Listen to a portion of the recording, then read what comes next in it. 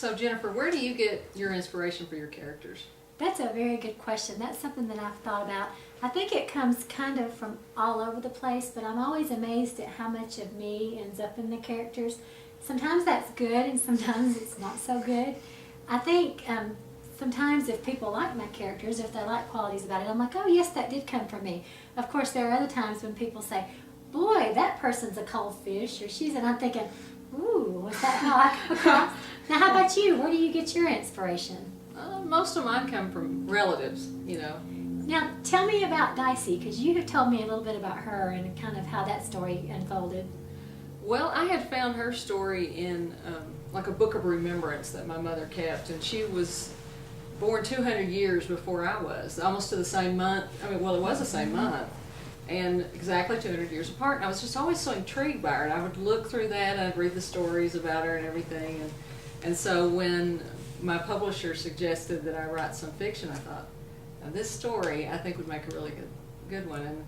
And as I wrote it, it was just like I could see it in my head, That's what I have found intriguing about what you said, that you could see it. So do you think that she'll be pleased with the way that you wrote her story? I think she will. I always think about, if I ever meet her, again someday, that she would probably say, that's exactly the way it happened. Or she might say, it really didn't happen that way, but I like the way you put it together, so it could go either way. That's a little bit how I feel about Shelby and living in High Cotton. I sometimes wonder, okay, is she going to be okay with the way that we portrayed her?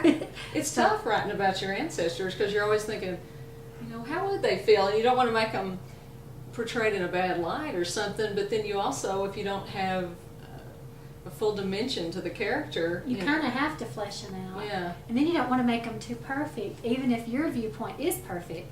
Because I know I had always heard about my great-grandmother and how wonderful she was, and she was a legend in the family, but yet that kind of is a very flat character, just to have someone who did everything the right way. So you kind of have to do a little bit. Yeah. Do you find that your characters evolve as you evolve in your writing? I mean, do they change, or does it just depend on the story? You mean in the same story as it evolves? Well, in different stories, like the many years that you've been writing, like over time, do you find that your characters have changed, or are you drawn to different people, or does it just depend on the story? I don't know. It depends on the story, but I'm better at allowing them to have the flaws. I've kind of made my peace with the fact that they're going to be okay if I portray them imperfectly. So I think they're richer and fuller characters than they were in the beginning. I like how you said something. You said something the other day. We were talking about writing, and you said that sometimes you started just backing them in a corner and seeing how they get their way out. I like that. I thought that was a very good. It's a little bit scary sometimes, because you want to protect them and you want to make sure they make it out okay. But I think that's a good way to look at it. Yeah, I think I did it instinctively, but later on I've learned from editors that it's a story arc. You have to back the character into the corner where there's no way out to make a good story. I guess that's true.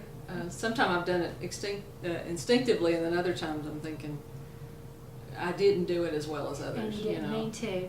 I think one thing that has surprised me, like we were talking about, is how much of myself sometimes does end up.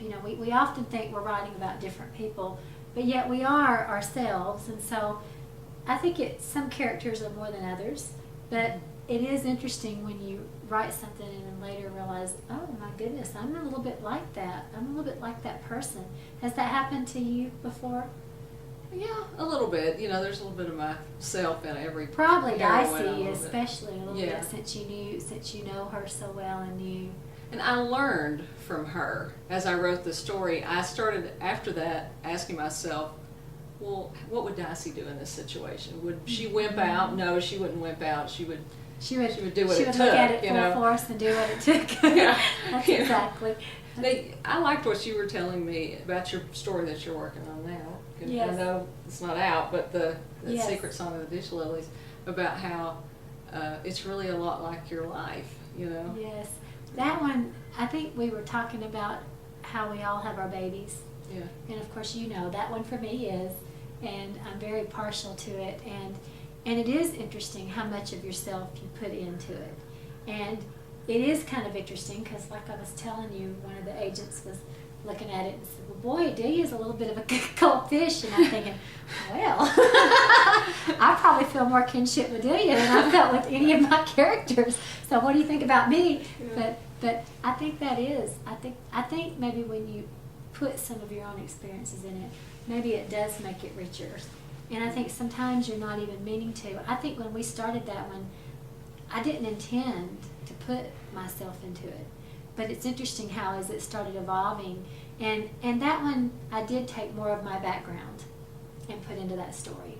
Mm-hmm. And my background is not near as sorted as theirs was. Yeah. But I kind of took a little bit of my background and thought, well, what if things had been a little different? What if you hadn't been so fortunate? What if I had not been so fortunate? And that was kind of the catalyst for how that started.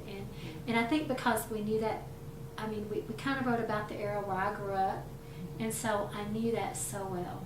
And so for me, I'm excited when that one comes out, and I'm hopeful that people will like it as much as I have, but I know I am partial. So. No, it's fantastic. It's fantastic. It's a masterpiece. Well, thank you. Thank you. Well, thank you. Yeah.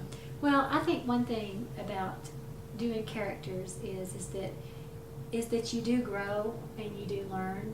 And I think one thing that we started realizing is that you can't protect them all the time. When Mom and I first started writing, we wanted to protect them. We wanted if they did something wrong, we wanted them to have a valid reason for doing something wrong. And I think one thing I've realized about life is that sometimes we're just stupid and we make stupid mistakes, and that's okay. And we can get out of it. And I think that's kind of when it started changing a little bit for me. Yeah. I guess there's a fine line, because I hate it when you watch a movie or something and you're thinking, oh, don't make them do something that's stupid. I know. You know, so you don't want to go too much that way, and then. Or you take the rag doll. How many darts can we stick in this doll and still have her all together? Yeah. Really. Or the miraculous ending, you know, to pull them out of it without it being pulled together right. Now, I've been wanting to ask you this. This is something that has always fascinated me. Have you ever been surprised at the turn that your stories take? Yeah, I have. Especially like Waltzing with the Light. I didn't really expect it to go where it was. My family, we were actually sitting around, and I was telling them the story, and I backed them into this corner with these moonshiners, and I was like, I got to get them out of town, don't I? And we're talking about them like real people, and my sister and my dad, who had grown up in Daisy and knew the moonshiners, and they were like, yeah, you got to get them out of there. They're going to be dead, you know, you got to get them out of there. They're going to be in big trouble. Yeah, so. I like that. And they do become real. They do. Yeah. Now, we kind of, I guess we learned, Marnie and I went to a writers' conference together yesterday where Marnie presented, and of course, we learned a little bit about, what did he call it, multi-drafters or one-time drafters? Yeah, one-time drafters. So do you, essentially, you know, do you write from an outline, or do you just kind of sit down and, I mean, have you done both? Or? I've done both. If it's a story that has a timeline, and I've got to stick with it. So like Dicey, I had certain scenes, and then I had to come up with certain scenes, and so I had an outline for hers.